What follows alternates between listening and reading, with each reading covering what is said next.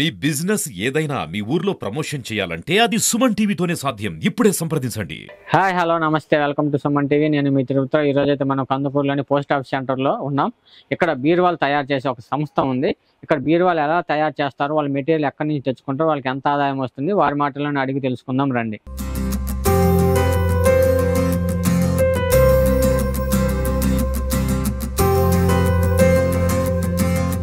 ఇట్లా 26 ఇంచ్ 20, 18, 22, 24, 26 అన్నీ కలిసి రేకులు ఉంటాయి. ఇవి హైదరాబాద్ టు విజయవాడ నుంచి వస్తాయి మాకు. మేస్తుల్లో మేము కట్ చేసుకొని బీరువాని బట్టి వాడిచ్చే గేజీని బట్టి 5.5, 6.5, 6 అడుగుల ప్రతి ఒక్క బీరువా ఆర్డర్ మీద మేము తయారు చేసి షాపులకు కానీ రిటైల్గా కానీ సేల్ చేయబడుతుంది. వాళ్ళకి కావాల్సిన గేజీలో ప్రతి ఒక్కళ్ళు ఆర్డర్ ఇచ్చి చేయించుకుంటారు. అది షాపులోళ్ళు కావచ్చు, పార్టీలు కావచ్చు, రిటైల్గా కానీ హోల్సేల్గా కానీ. అక్కడి నుంచి ముడి బీరువా తయారైన తర్వాత పెయింట్ రూమ్లోకి వస్తుంది. పెయింట్ రూమ్కి వచ్చిన తర్వాత రెడాక్సైడ్ వేసి మక్కు పెట్టేసి ఇలా నీట్గా పెయింట్ చేసి తయారు చేసి ఇస్తాం. పై సామాన్లు కానీ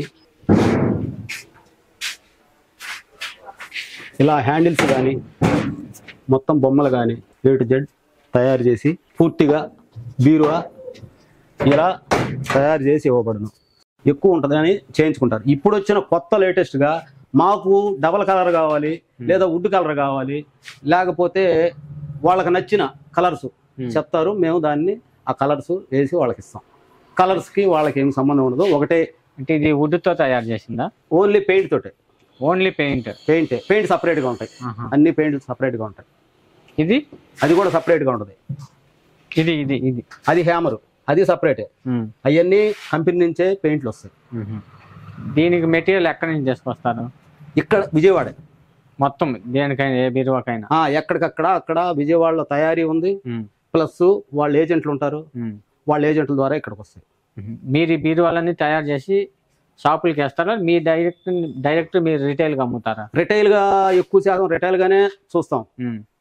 హోల్సేల్కి వేరే గోడౌన్ తయారు చేస్తారు. అక్కడ నుంచి షాపులకి వెళ్తాయి. మీరు డైరెక్ట్ షాప్కి వెళ్ళా?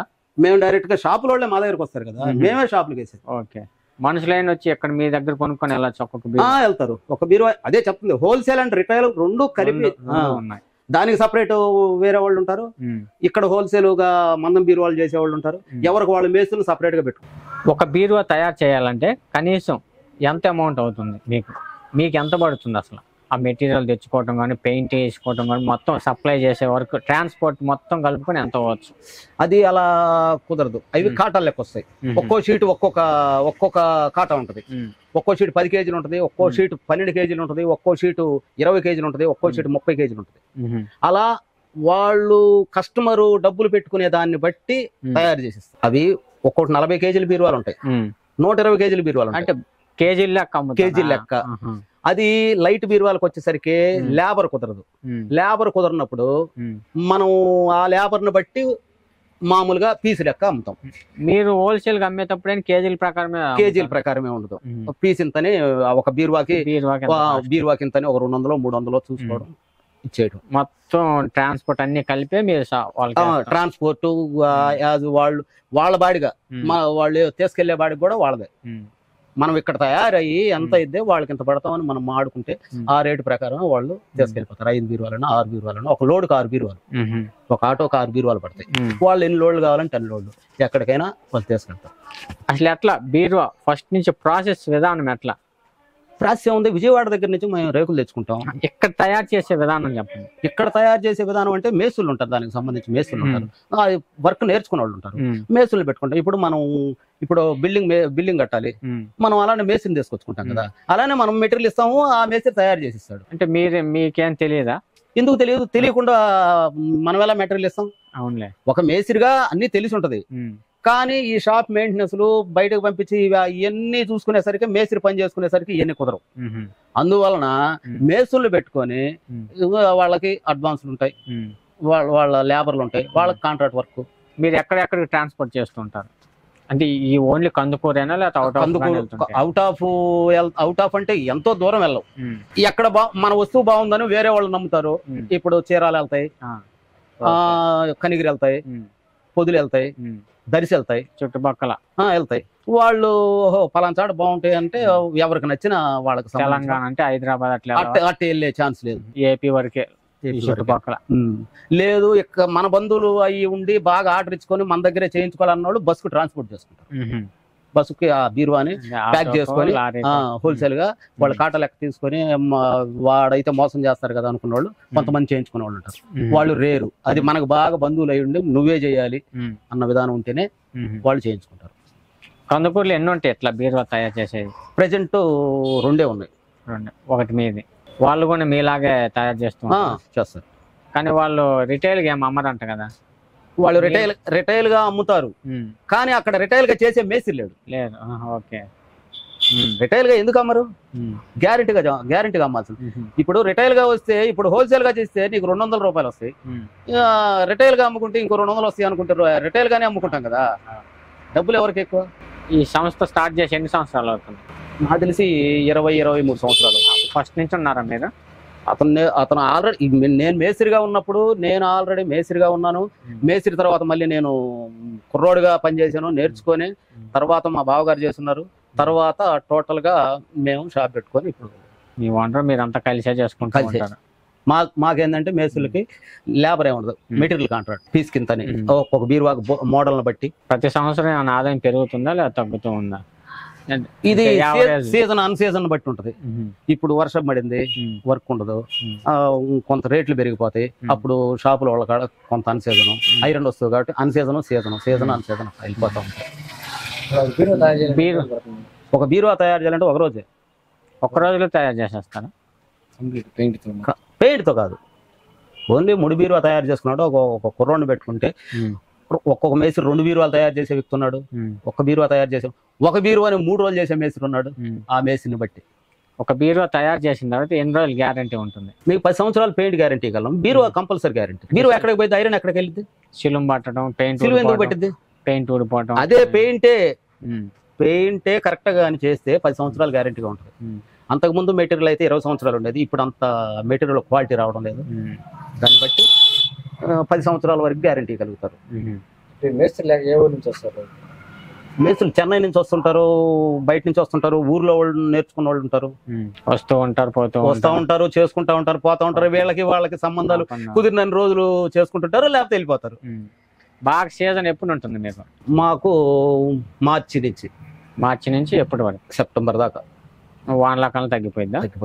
మళ్ళీ మంచు కాలం, వర్షాకాలంలో ఎలా అంటే పెయింట్ నిలబడదు, ప్లస్ అది కాక పని జరగదు, ప్లస్ ఎవరైనా కొనుక్కునే వాళ్ళు కూడా అబ్బా ఇప్పుడు పెయింట్ ఏం మారిద్ది అనుకుని వస్తువు ఎవరు. సపోజ్ వేరే వాళ్ళు పాత బీరు వేయాలనుకోండి, ఆ వర్షంలో ఏమిస్తారు? వర్షం తగ్గినాక కొంచెం ఎండలో ఇండయా అని చెప్తారు. పాత బీరువాని రీమోడలింగ్ చేసి మళ్ళీ ఇస్తుంటారా మీరు? అలా కుదరదు. వాళ్ళు అంటే పాత బీరువా తీసుకొని కొత్త బీరువాలు ఇవ్వడాలు ఉండవు.